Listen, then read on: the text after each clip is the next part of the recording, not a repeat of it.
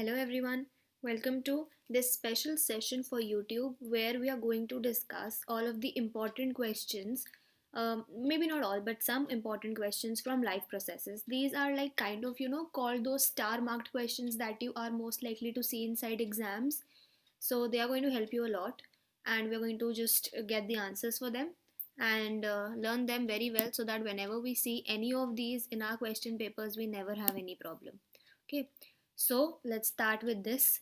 The chapter that we're taking up today is life processes, and stay tuned for more videos because we are going to be taking up all of the chapters. Also, if you have any demand for any specific questions, you could mention them in the comments below, and I'll be taking them up in subsequent videos. So for today, our first question is what are enzymes? We have to give an example of an enzyme and the role which is played by it. Okay, so firstly, what are enzymes? So the first thing that we have to mention inside this answer is that enzymes are biocatalysts. Okay, you have to mention these words. It is a word which is directly from NCERT. So you're going to say that enzymes are biocatalysts. What is their role?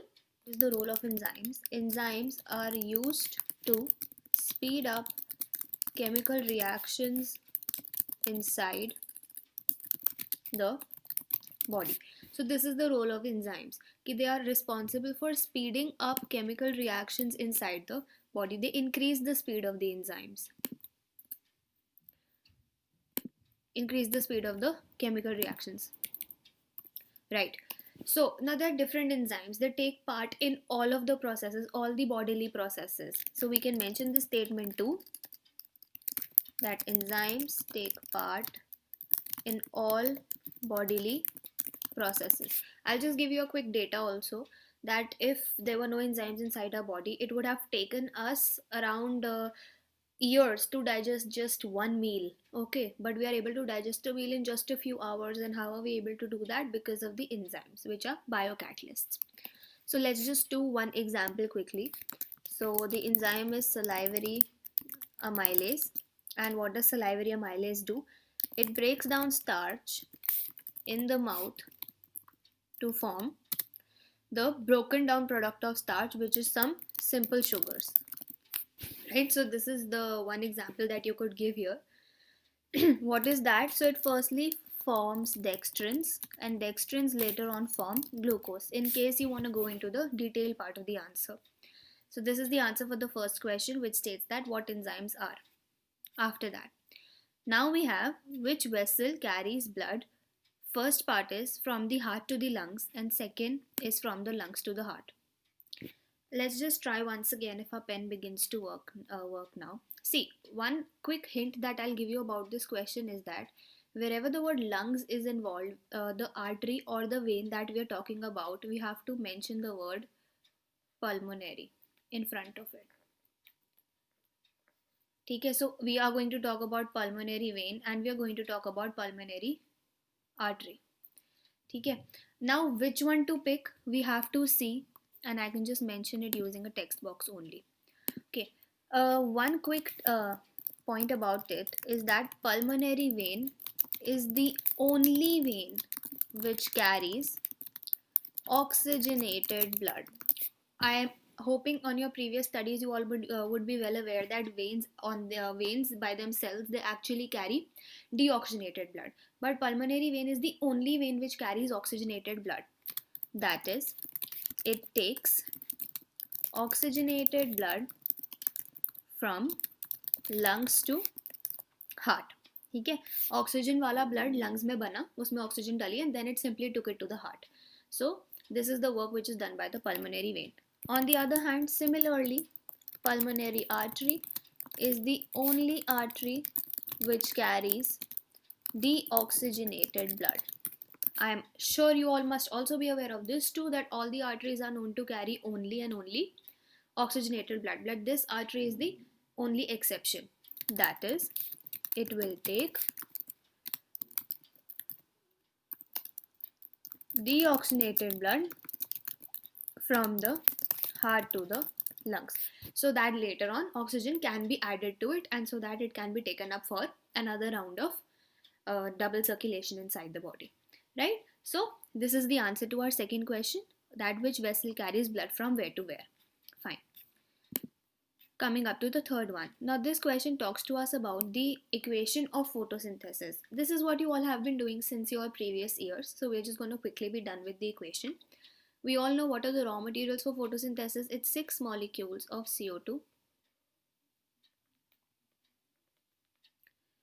They combine with 12 molecules of H2O. I am sure you all must be confused why I'm writing 12 here and why I'm not writing 6. You'll get to know this thing when I'm writing the products of this equation.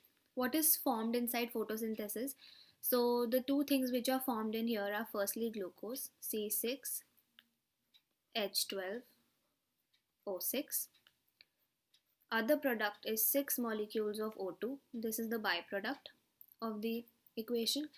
One more product that always comes out is 6 molecules of H2O. So I have written 6 molecules of H2O in the product and 12 in the reactant. That is why some people also use 6 H2O directly in the reactants and none in the products. But being a student of class 10th, I will suggest you all to note down the full equation instead of writing only the half part of it, maybe you can say.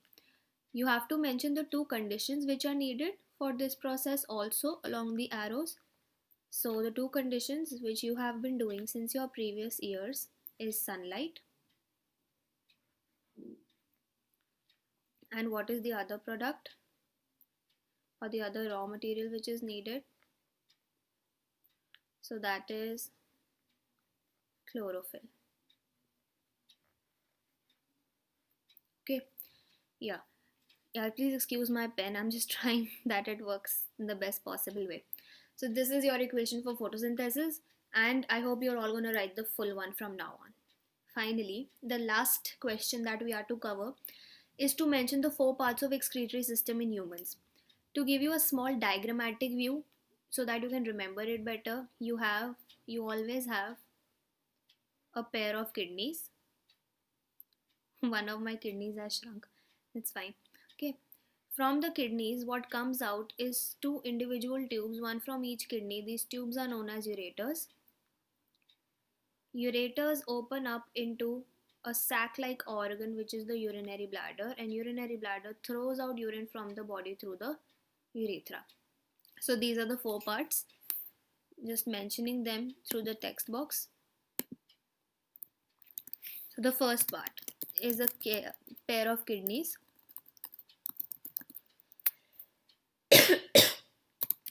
What are kidneys concerned with? They are concerned with urine formation inside the body.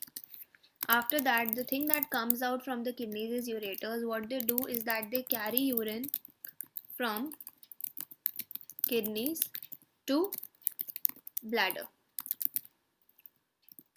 The third part is the urinary bladder. The role of it is to store urine. And finally, we have the urethra. Urethra, what it does, it expels urine from the body. So it's thrown out from here. So these are the 4 parts of the excretory system that are asked most commonly inside the board paper. Okay, these were the 4 questions that we had to discuss today, and I'm hoping that you're all going to put up more questions for us to cover from different chapters, more from life processes, more from the upcoming chapters. Otherwise, we're going to be proceeding with the same. So I hope you all to stay tuned and mention your reviews in the comments. Thank you everyone. Bye.